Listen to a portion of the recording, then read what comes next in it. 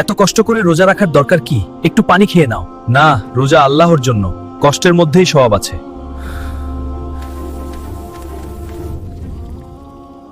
শুধু এক চুমুক, কেউ দেখবে না, শরীর একটু ভালো লাগবে। মানুষ না দেখলেও আল্লাহ সব দেখছেন। আমি আল্লাহকে ভয় করি। সবাই খাচ্ছে, তুমি কেন কষ্ট করছো? আমি আল্লাহর সন্তুষ্টির জন্য রোজা রাখছি।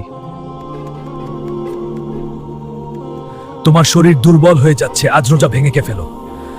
রোজা আমার ঢাল, আমি আল্লাহর উপর ভরসা রাখি।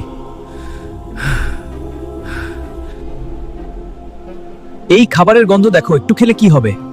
ইচ্ছা করে রোজা ভাঙা গুনাহ, আমি ধৈর্য ধরব। আর কত কষ্ট করবে? ধৈর্যের পরেই বিজয়। আল্লাহর জন্য এই রোজা। গল্পটি ভালো লাগলে লাইক করুন, চ্যানেলটি সাবস্ক্রাইব করুন এবং কমেন্ট করে জানিয়ে দিন।